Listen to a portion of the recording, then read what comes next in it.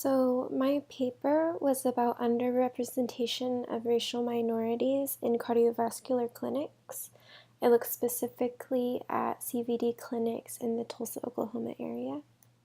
So a little background about cardiovascular disease, or CVD. Globally, 17.5 million people die every year due to CVD. In the US, 25% of all deaths are due to CVD. It affects more men than women, and in 1 year, over 700,000 Americans experience a heart attack.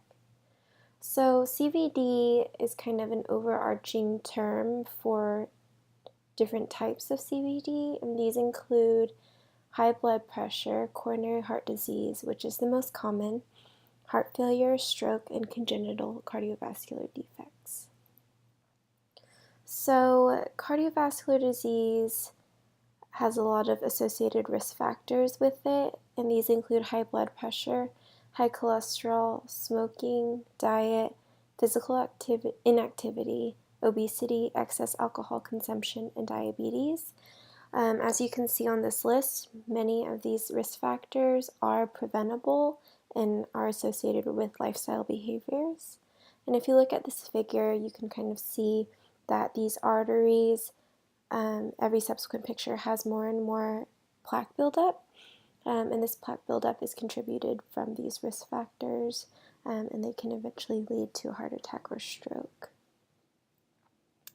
So when looking at cardiovascular disease, the literature shows some disparities in the populations affected. The first disparity is geographic disparity. So if you look at the United States, you can see that the South, it has a higher concentration of CVD deaths, and this includes Oklahoma. So within Oklahoma, you can see that the southeastern part of the state has a higher mortality rates due to CVD. In Oklahoma, as a state, we rank top 10 in obesity, death due to stroke, death from diabetes, and our mortality rate is higher than the national average. So another disparity that CVD has is socioeconomic status. And we talked a lot about this in class. If you look at this map, you can see that the socioeconomic disparities tie into the geographic disparities. So this is a map of Tulsa County, and you can see that the dark areas, it shows a concentration of poverty within the county. And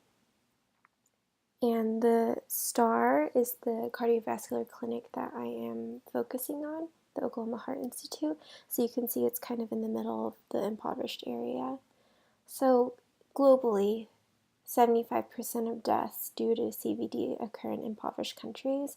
Obviously, US isn't considered an impoverished country, but studies show that the poverty gap between the haves and the have-nots, or the high SES versus low SES populations, contributes to the high prevalence of CVD in the country. And this kind of goes with our class discussions about low SES populations and their experience with higher chronic stress, to touch on the Whitehall study about the employment hierarchy and where individuals were on this hierarchy dictated how their health measured to people above and below them on the hierarchy. So similarly, where your socioeconomic status is determines what your health is like compared to other people, and is associated with the amount of stress that you experience.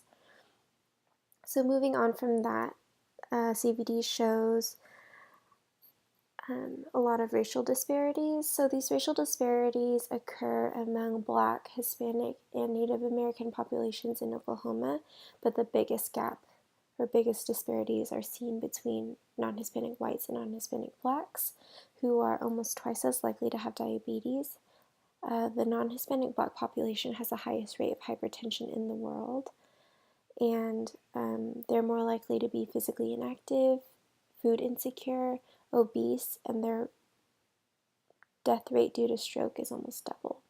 So looking at this map, you can see that racial disparities also are associated with geographic disparities because the Black population in Tulsa is kind of clustered to one area, and this kind of touches on the racial residential segregation that we talked about in class.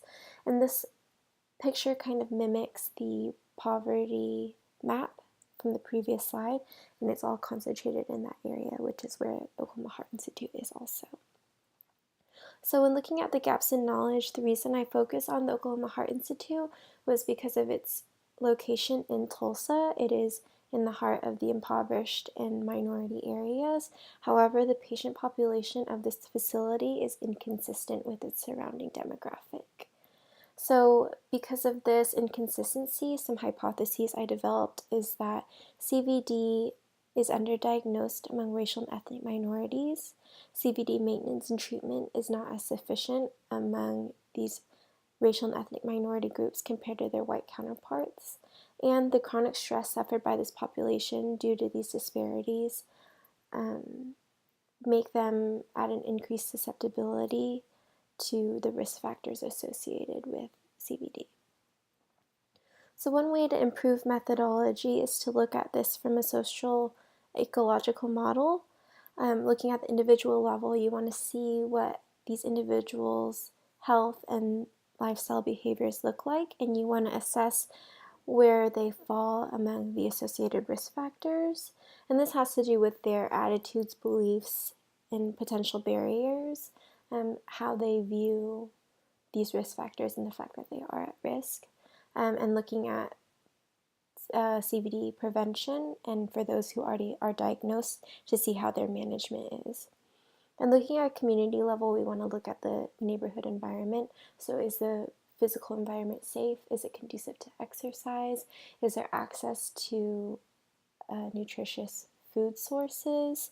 And then we want to look at the social norms, so like how this community views health as a priority or not as a priority, or what kind of lifestyle behaviors are kind of common in that area. We also want to look at health literacy, if they're able to understand what a CVD diagnosis might mean or what having risk factors might mean, and also access to health care.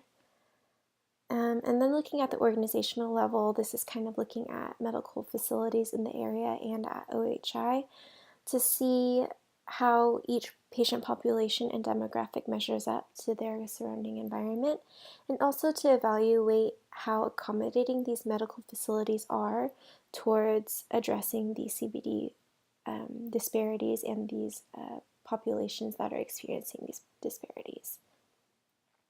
So one way to establish a more culturally competent prevention program, for me, I wanted to look at the risk factors of CVD instead of CVD itself, because these risk factors are so preventable. And these risk factors such as tobacco, alcohol, obesity, diabetes, and high blood pressure, all of these already have existing programs. There are so many programs that address these health issues, so it just makes sense to utilize what the community already has instead of making something that's redundant. So one way to use the existing programs is to establish some sort of like reevaluation of the program methods or objectives to make sure that at every level of these programs or at every step of these processes that these programs are as culturally competent as possible, whether this means that they need to go to a culturally competent training or if they need to hire more bilingual individuals, and just identifying the gaps and weaknesses in the programs to ensure that they are as culturally competent and as accommodating to these populations as possible, and also to refocus their priorities or refocus their programs to target these CVD disparities geographically, socioeconomically, and racial and ethnically. And these are the references that I use. These are also the references that are associated with the handout that's attached. Thanks.